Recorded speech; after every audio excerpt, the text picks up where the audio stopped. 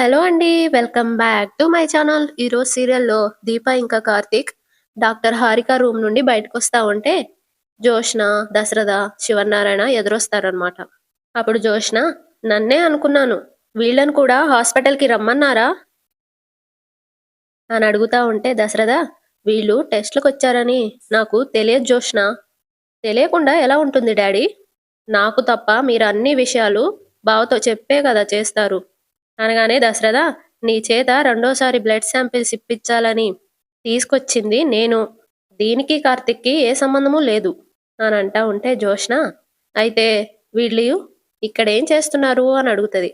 అప్పుడు కార్తీక్, దీప ప్రెగ్నెంట్ కదా, గైనకాలజిస్ట్‌కి చూపిద్దామని తీసుకొచ్చాను అనగానే జోష్న, అప్పుడైతే మీరు గైనకాలజిస్ట్ దగ్గర ఉండాలి గాని డాక్టర్ హారిక గారి రూమ్ నుండి ఎందుకొస్తున్నారు అని అంటా ఉంటే దీప, సుమిత్రమ్మ గారి గురించి మాట్లాడడానికి వచ్చాం.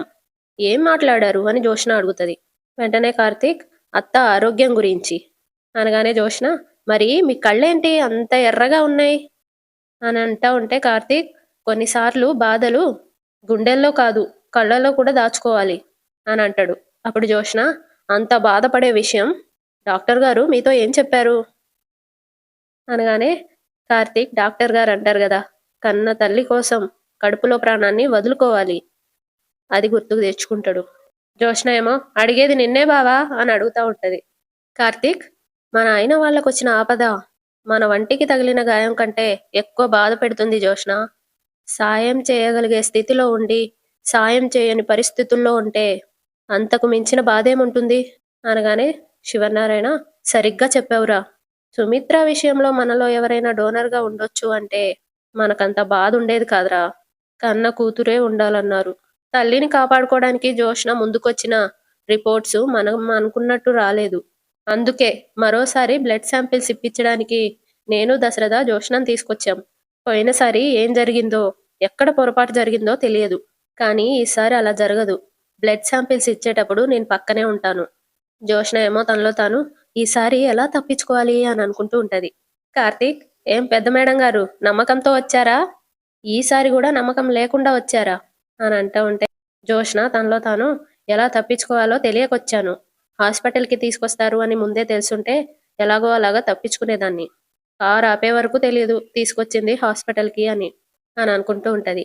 దశరథేమో, ఈసారి ఏ తప్పు జరగదు అని నాకు నమ్మకం ఉంది అనగానే కార్తీక్, నీ నమ్మకమే అత్తయ్యని కాపాడుతుంది మామయ్య.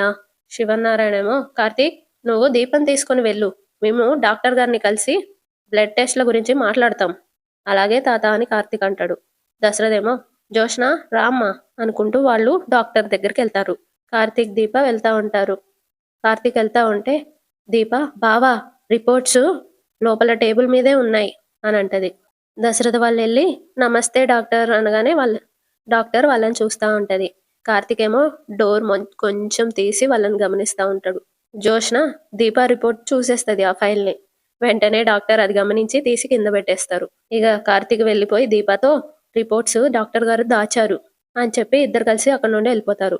దశరథ డాక్టర్ని, మీరేంటి అంత డల్గా ఉన్నారు, ఏమైంది అనగానే ఆ డాక్టర్, ప్లీజ్ కూర్చోండి అని అంటది. దశరథ ఇంకా శివనారాయణ కూర్చుంటారు. మీరు ఎందుకు వచ్చారో తెలుసుకోవచ్చా అనగానే దశరథ, జోష్న బ్లడ్ శాంపిల్స్ తీసుకొని టెస్ట్ చేయండి అని అంటాడు. వెంటనే డాక్టర్, నమ్మకం లేదన్నారు అనగానే శివనారాయణ, ఇంతకు ముందు జరిగిన దాంట్లో మా తరపు నుండే ఏదైనా తప్పు జరుగుండొచ్చని మేము నమ్ముతున్నాము. డాక్టర్ ఏమో తనలో తాను, మీ తరపు నుండి చాలా పెద్ద తప్పు జరిగింది, ఎందుకంటే జోష్న మీ మనవరాలు కాదు అని అనుకుంటూ ఉంటది. శివనారాయణ ఏమో, జోష్న శాంపిల్స్ ఇవ్వడానికి రెడీగా ఉంది అని అంటా ఉంటే డాక్టర్, ఈసారి కూడా మ్యాచ్ అవ్వకపోతే అని అడుగుతుంది. దశరథకేమో ఫోన్లు వస్తూ ఉంటాయి. అలా జరగదు డాక్టర్, జరిగితే అని డాక్టర్ అంటా ఉంటే దశరథకి ఫోన్ వస్తూ ఉంటది. శివనారాయణ, దశరథ ముందు ఆ ఫోన్ అటెంప్ట్ చేయి, రెస్టారెంట్ నుండి నాన్న అని దశరథ అంటాడు. సరే నువ్వు వెళ్ళు, నేను జోష్నతో ఉంటాను. పర్వాలేదు నాన్న అని దశరథ అంటా ఉంటాడు. అప్పుడు శివనారాయణ, మనం బలవంతంగా తెచ్చినా జోష్నకు మాత్రం తల్లి పట్ల తాపత్రయం ఉండదు అంటావా ఏంటి? నువ్వెళ్ళు దశరథ.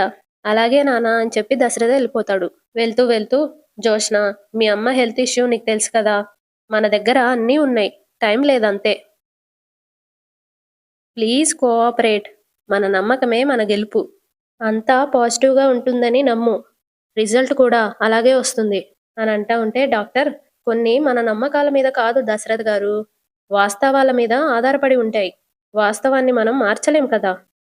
అని అంటా ఉంటే జోష్న తనలో తాను, ఈవిడ గారికేదో నేను అసలైన కూతురు కాదని తెలిసినట్టే మాట్లాడుతుంది. నా టైం బ్యాడ్‌గా ఉంది. అందుకే అన్నీ అలా కనెక్ట్ అవుతున్నాయి అని అనుకుంటూ ఉంటది. దశరథ, మీరు చెప్పింది నిజమే డాక్టర్. వాస్తవం ఎప్పుడూ ఎవరి కోసం మారదు. నా కూతుర్ని వాస్తవాన్నే నమ్మమంటున్నాను. దశరథకి ఫోన్ వస్తా ఉంటది. శివనారాయణ, దశరథ నువ్వెళ్ళు అనగానే అలాగే నాన్న. డాక్టర్ ప్లీజ్ టేక్ కేర్ అని వెళ్ళిపోతాడు. డాక్టర్, చూసావా జోష్న, మీ నాన్నగారు నిన్ను ఎంతలా నమ్ముతున్నారో? ఆ నమ్మకం వెనుక ఎంత ప్రేమ ఉంటుంది. మనల్ని మనం ప్రేమించుకోవడంలో ఎంతో కొంత నిర్లక్ష్యం ఉంటుంది, కానీ ఒక తండ్రి కూతురు మీద చూపించే ప్రేమలో ఎప్పటికీ నిర్లక్ష్యం ఉండదు అని అంటా ఉంటే శివనారాయణ, మీరు చెప్పింది నిజమే డాక్టర్ గారు. కూతురు మీద తండ్రికి ఎప్పుడూ ప్రత్యేకమైన ప్రేమే ఉంటుంది. అది ఎప్పటికీ అలాగే ఉంటుంది అనగానే డాక్టర్ లేసి, జోష్న నాతో రండి అంటది. శివనారాయణ, నేను వస్తాను డాక్టర్ అనగానే, సరే అండి పదండి అని వెళ్తారు. శివనారాయణ, పదమ్మా, ఈసారి నేను పక్కనే ఉంటాను కదా, ఏ పొరపాటు జరగదు పద అని తీసుకెళ్తాడు. జోష్న ఏమో తనలో తాను, వీళ్ళంతా నన్ను ఇలా ముంచేశారేంటి, ఇప్పుడు నేనేం చేయాలి అనుకుంటూ వెళ్తది. జోష్న బ్లడ్ శాంపిల్స్ ఇస్తా ఉంటది. డాక్టర్ ఇంకా శివనారాయణ చూస్తూ ఉంటారు.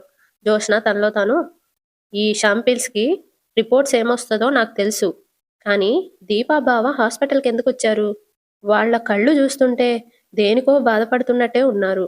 వాళ్ళు గైనకాలజిస్ట్ని కలవడానికి కాదు, మరెందుకో వచ్చారు. ఎందుకొచ్చారో ఎలా తెలుసుకోవాలి అని అనుకుంటూ ఉంటది. ఇటు శ్రీధర్ వాళ్ళ ఇంట్లో సోఫాలో కూర్చొని గుమ్మం వైపు చూస్తూ ఉంటాడు. టైం చూస్తూ ఉంటాడు. కాంచన్ వస్తా అన్నది ఇంకా రాలేదేంటి అని ఎదురు చూస్తూ ఉంటాడు. స్వప్న వచ్చి, ఏంటి నాన్న నన్ను ఎందుకు రమ్మన్నారు అని అడుగుతుంది. స్వప్న వాళ్ళ అమ్మగారు కూడా వస్తారు. శ్రీధర్, నీతో ఒక చిన్న పనమ్మా, చెప్పేది ఆవేశపడకుండా విను, ఇలా వచ్చి కూర్చో అని స్వప్నానంటే, స్వప్న, నాన్న నా గురించి మీకు తెలుసు. మీరు చెప్పేది విన్నాక నేను ఆవేశపడతానని మీకు అర్థమైనప్పుడు మీరెందుకు చెప్పడం చెప్పు అని అంటా ఉంటే అక్కడికి కాంచన వస్తుంది. వచ్చి, తండ్రిని ఎదిరించే అంత పెద్దదానివి నువ్వెప్పుడయ్యావే అని అడుగుతుంది. స్వప్న కాంచన చూసి నవ్వుకుంటూ, అమ్మా పెద్దమ్మ వస్తుందని నాకెందుకు చెప్పలేదు అనగానే కావేరి, అక్కొస్తుందని నాకు కూడా తెలియదే అని అంటది. అప్పుడు కాంచన, ఎవరికీ చెప్పకుండా వచ్చానులే అని అంటా ఉంటే స్వప్న, అన్నయ్య వదిన వచ్చారా అని అడుగుతుంది. అంతకంటే ముఖ్యమైన వాళ్ళే వచ్చారు అని కాంచన అంటా ఉంటే, ఎవరు అని స్వప్న అడుగుతుంది. వెంటనే కాంచన, అక్కడే ఆగిపోయావేం, లోపలికి రా. కాశీ వస్తాడు. గుమ్మంలోకి అడుగు పెట్టబోతాడు. వెంటనే స్వప్న, అక్కడే ఆగు, నువ్వు లోపలికి రావడానికి వీల్లేదు అనగానే కాశీ, స్వప్న అనుకుంటూ లోపలికి ఉరుక్కుంటూ వస్తాడు. స్వప్న అని అంటా ఉంటే స్వప్న, పెద్దమ్మ, ఈ మనిషి కారణంగా మనం ఎంత బాధపడ్డామో నేను ఇంకా మర్చిపోలేదు. నిలువెల్లా అహంకారంతో నిండిపోయిన ఇలాంటి పొగరుబోతులకి మనలాంటి వాళ్ళు ఎంత దూరంగా ఉంటే అంత మంచిది. అన్నయ్య వదిన వచ్చారా అంటే అంతకంటే ముఖ్యమైన వాళ్ళు వచ్చారు అన్నావు. ఈ మనిషినేనా అన్నయ్య వదిన కంటే గొప్పగా చూసేది? కాశీ ఏమో, స్వప్న అని అంటూ ఉంటాడు. వదో, నీ నోటి నుండి నా పేరు రావడం కూడా నాకు ఇష్టం లేదు. ఒక మనిషి తాగుబోతైనా భరిస్తామేమో గాని మోసగాడైతే భరించలేం. కాశీ ఏమో, మామయ్య గారు నన్ను క్షమించారు కదా అని అంటాడు. వెంటనే స్వప్న, మా డాడీ మోసం చేసింది మా పెద్దమ్మని, అందుకని కోపం వచ్చింది, దూరం పెట్టారు. కానీ మా పెద్దమ్మ మా నాన్నని దూరం పెట్టలేదు, మా ఇంటికి రావద్దు అనలేదు. వాళ్ళు భార్యాభర్తలుగా కలుసున్నారా, పిల్లలకి అమ్మా నాన్నగా కలుసున్నారా అనేది సెకండరీ. మొత్తానికి కలిసుంటున్నారు కదా. మా నాన్నకి మొదట్లో మా అమ్మ మీద ఉన్న ప్రేమ ఇప్పటికీ అలాగే ఉంది, దాంట్లో ఏ మార్పు లేదు అని అంటా ఉంటే కాశీ, నీ మీద నాకున్న ప్రేమ కూడా అలాగే ఉంది స్వప్న, దానిలో ఏ మార్పు లేదు అని అంటాడు. స్వప్న ఏమో, నువ్వు నన్ను చీ కొట్టావు కాశీ, ఆ పని నువ్వు చేసావు స్వప్న, తప్పు చేసింది నువ్వా నేనా కాశీ, ఇంట్లో నుండి పంపించేసింది నువ్వా నేనా స్వప్న అని కాశీ అంటా ఉంటాడు. కాంచన, ఆపండ్రా ఆపండి, ఇద్దరూ కొట్టుకునేలా ఉన్నారు. ఇక్కడ మీరిద్దరే ఉన్నారనుకుంటున్నారా? మీతో పాటు మేము ఉన్నాం. మీ జీవితాలు మీ ఇష్టం అంటే ఎటైనా దూరంగా పోవాల్సింది, కానీ పోలేదుగా. పెళ్లి చేసుకున్న తర్వాత ఇక్కడే ఉన్నారు, మాతోనే ఉన్నారు. ఓ పెద్ద చెట్టు విరిగి ఇంటి మీద పడిపోతే అలాగే వదిలేస్తామా? దాన్ని తీస్తాం, ఇంటిని మళ్ళీ బాగు చేసుకుంటాం, అందులోనే మునిపట్లాగా బతుకుతాం. కొంతకాలం తర్వాత చెట్టు విరిగి పడిన సంగతే మర్చిపోతాం. జీవితం కూడా ఇంతే. విరిగిన చెట్టు లాంటిదే సమస్య కూడా. కూలిపోయిన ఇల్లు లాంటిదే జీవితం కూడా. గతాన్ని మనం మార్చలేకపోవచ్చు కానీ, వర్తమానంలో మనం తీసుకునే నిర్ణయాలు మన భవిష్యత్తుని మారుస్తాయి. మనం తీసుకునే నిర్ణయాలు సరైనవి కానప్పుడు, మన వాళ్ళే వాటిని సరిచేయాలి అని అంటా ఉంటే స్వప్న, నేను సరైన నిర్ణయమే తీసుకున్నాను పెద్దమ్మా అని అంటది. శ్రీధర్ స్వప్న అనగానే, నన్ను మాట్లాడియండి నాన్న. కావేరి అక్క చెప్తుంది కదే అని అంటది. నేను చెప్తున్నానమ్మా, నా మాట వినరా? నేను కాశీతో కాపురం చెయ్యలేను. నేను కాశీతో కలిసుండలేను. నేను కాశీకి విడాకులిస్తాను. ఇదే నా ఆఖరి మాట. మీ పెద్దలందరికీ దండం పెట్టి మరీ చెప్తున్నాను. నాకు కాశీకి విడాకులిప్పించండి. ప్లీజ్ అనేసి వెళ్ళిపోతది. శ్రీధర్, కాంచన, కావేరి స్వప్న స్వప్న అని అంటా ఉంటారు. ఇటు కార్తీక్ ఇంకా దీప రోడ్డు మీద ఒక దగ్గర కూర్చొని ఆలోచిస్తా బాధపడతా ఉంటారు, ఏడుస్తా ఉంటారు. నువ్వు కడుపులో ఉన్న ప్రాణాన్ని వదులుకుంటావా? నువ్వు బోన్ మ్యారో డొనేట్ చేయకూడదు. ఒకవేళ చేసిన కడుపులోని బిడ్డ బ్రతకదు అని డాక్టర్ అంటదిగా. అవన్నీ గుర్తుకు తెచ్చుకొని దీప ఏడుస్తా ఉంటది. కార్తీక్ ఏమో, డాక్టర్, కన్న తల్లి ప్రాణం కోసం కడుపులో బిడ్డని వదులుకోవాలి. తల్లి ప్రాణం వదులుకుంటావో ఏ ప్రాణాన్ని కాపాడుకుంటావో మీరు మీ బిడ్డ ప్రాణాల్ని వదిలేసుకోగలరా? ఆ విషయాలు గుర్తుకు తెచ్చుకుంటూ ఏడుస్తా ఉంటాడు. కార్తీక్, బుల్లి రౌడీ బయటకొచ్చాక నా గుండెల మీద నడుపుతా. బయటకొచ్చేంత వరకే నీతో ఉండేది. బయటకొచ్చాక ఈ నాన్నల గుండెల మీదే ఉంటది అని అంటాడుగా. అది కాంచన, మరి కడుపులో బిడ్డ అనగానే తల్లినే కంటికి రెప్పలా చూసుకుంటున్నా, బిడ్డని కాపాడుకోలేనా అని అంటాడుగా. అది అవన్నీ గుర్తుకు తెచ్చుకుంటూ బాధపడుతూ ఏడుస్తా ఉంటాడు కార్తీక్. దీప కార్తీక్ వైపు చూస్తూ బాధపడతా ఉంటది. అడుగు కూడా కింద పెట్టనియ్యను అని అంటాడుగా. అవన్నీ గుర్తుకు తెచ్చుకొని బాధపడతా ఉంటది. అక్కడికి దశరథ్ వస్తాడు. కార్లో వెళ్తూ వెళ్తూ వస్తాడు. ఇంటికెళ్లకుండా మీరేంట్రా ఇక్కడ ఉన్నారు అని అడుగుతాడు. కార్తీక్, ఏం లేదు మావయ్య, ప్లేస్ బాగుంది కదా అని ఊరికే ఆగాం. అయినా నువ్వేంటి ఇంత త్వరగా వచ్చేసావు? జోష్న బ్లడ్ శాంపిల్స్ ఇవ్వడం అయిపోయిందా? వాళ్ళిద్దరూ ఏరి అని అడుగుతా ఉంటే దశరథ, జోష్న దగ్గర నానున్నారా. రెస్టారెంట్ నుండి ఎమర్జెన్సీ కాల్ వస్తే అక్కడికే బయలుదేరాను. వెళ్తుంటే మీరు కనిపించారు. కార్ యూటర్న్ చేసుకుని వచ్చాను అనగానే కార్తీక్, సరే మావయ్య, ఎమర్జెన్సీ అన్నావు కదా, నువ్వు వెళ్ళు అని అంటా ఉంటే దశరథ, వెళ్తానులే గాని ఏమైంది అని అడుగుతాడు. ఎవరికి అని కార్తీక్ అనగానే, దీపకి. తనకేమవుతుంది అని కార్తీక్ అడుగుతాడు. అప్పుడు దశరథ, మన మనసులో ఏముందో తెలియని వాళ్ళ దగ్గర దాయగలంరా, మనల్ని ప్రేమించే వాళ్ళ దగ్గర కాదు. హాస్పిటల్లో ఏదో జరిగింది అని మీ మొహాలు చూసినప్పుడే అర్థమైంది. డాక్టర్ గారు మీతో ఏమైనా చెప్పారా అనగానే కార్తీక్, డాక్టర్ అంటది కదా, ఆ మాటలు గుర్తుకు తెచ్చుకుంటాడు. నువ్వు బోన్ మ్యారో ట్రాన్స్ఫర్ చేయొద్దు, ఒకవేళ చేసిన కడుపులో బిడ్డ బ్రతకదు అని అంటదిగా. అది గుర్తుకు తెచ్చుకుంటూ ఉంటాడు. దశరథేమో, అదేరా, గైనకాలజిస్ట్ని మీట్ అయ్యారు కదా, దీప గురించి ఏమైనా చెప్పారా అనగానే కార్తీక్, చెప్పారు మావయ్య అని అంటాడు. కేర్ తీసుకోమన్నారు మావయ్య అని అంటాడు. అప్పుడు దశరథ, నీకొక మాట చెప్పనారా? ఏంటి మావయ్య అని అంటాడు. దీపకి అమ్మా నాన్న ఉండుంటే కడుపుతో ఉన్న కూతుర్ని పుట్టింటికి తీసుకొచ్చి కాలు కింద పెట్టకుండా దేవతలా చూసుకునేవాళ్ళ. కానీ దీపకి ఆ అవకాశం లేదు. పోనీ మన ఇంటి దగ్గర అలా చూసుకుందాము అంటే అనారోగ్యంతో ఉన్న భార్య గురించి ఆలోచించాలా, కూతురు లాంటి దీప గురించి ఆలోచించాలా? భగవంతుడు ఎప్పుడూ ఇంతేరా. కష్టంలో ఉన్నాము అని తెలిసినప్పుడు సుఖాన్ని సహాయంగా పంపిస్తాడు. ఆనందంలో ఉన్నామని తెలియగానే దుఃఖాన్ని చుట్టంలా పంపిస్తాడు.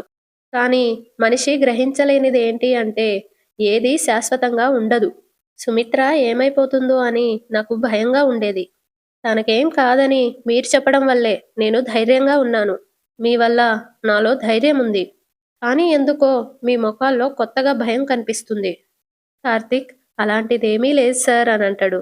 ఉంది సార్, మీరు చెప్పరు, నేనే తెలుసుకుంటాను. మీరు విజిట్ చేసిన గైనకాలజిస్ట్ పేరేంటో చెప్పు. ఏం కాలేదు సార్ అని కార్తీక్ అంటా ఉంటే, పిలుపు మార్చినంత తేలిగ్గా నువ్వు మాట మారుస్తావురా. నేను నిన్ను నమ్మను. మీరు గైనకాలజిస్ట్ని కలిశారు. తను దీప కడుపులో ఉన్న బిడ్డ గురించి ఏదో చెప్పింది. అసలే మేం బాధలో ఉన్నాం కదా, మాతో చెప్పడం ఇష్టం లేక మీలో మీరే బాధపడుతున్నారు, అంతేనా అనగానే కార్తీక్, అలాంటిదేమీ లేదు మావయ్య అని అంటాడు. అప్పుడు దశరథ, నీ మాటలు నమ్మకూడదురా. అమ్మా దీప, నువ్వు చెప్పమ్మా, బిడ్డకి ప్రాబ్లం ఏం లేదు కదా? ప్రాబ్లం ఏదైనా ఉంటే చెప్పమ్మా, నేను చూసుకుంటాను. ఎంత ఖర్చయినా పర్వాలేదు. కడుపులో బిడ్డకు మాత్రం ఏం కాకూడదు. మా చెల్లి, నేను అప్పుడప్పుడు ఫోన్‌లో మాట్లాడుకునేటప్పుడు మా చెల్లి మా అమ్మ గురించి మాట్లాడుతూ తెగ సంతోషపడేది. కానీ నువ్వు ప్రెగ్నెంట్ అయిన తర్వాత ఎప్పుడూ నీ గురించే మాట్లాడుతుంది. పుట్టబోయే బిడ్డ గురించి చెప్తూ తెగ సంతోషపడుతుంది. నువ్వు కడుపున మోస్తుంది బిడ్డని కాదమ్మా, నా చెల్లి సంతోషాన్ని. ఏం జరిగినా పర్వాలేదు. బిడ్డ మాత్రం క్షేమంగా ఉండాలి. కార్తీక్ ఏడుస్తా ఉంటాడు. సార్ అనగానే, ఏంటి సార్, నా బిడ్డ గురించి నాకు తెలియదా అంటావా? ఇప్పుడు కాదురా, నీ బిడ్డ పుట్టని. అప్పుడు చెప్తా నీ బిడ్డకి నీ గురించి. నువ్వింకా గట్టిగా మాట్లాడితే నీ బిడ్డని నా దగ్గరే పెట్టుకుంటాను. దీప నా కూతురు లాంటిది కాబట్టి నా కూతురికి పుట్టే బిడ్డ మీద తాతగా నాకు హక్కుంటుంది. అప్పుడు నా చెల్లెల్ని కూడా నా దగ్గరికి వచ్చేయమంటాను. ఆలోపు సుమిత్రకు కూడా ఆపరేషన్ అయిపోయి నయమైపోతుంది కాబట్టి మేమంతా నీ బిడ్డతో కలిసి ఆడుకుంటూ, ఆడిస్తూ కాలం గడిపేస్తాంరా అని అంటా ఉంటాడు. వీళ్ళిద్దరు బాధపడతా ఉంటారు. అంతటితో ఎపిసోడ్ అయిపోతది. సబ్స్క్రైబ్ చేసుకోవచ్చు కదా!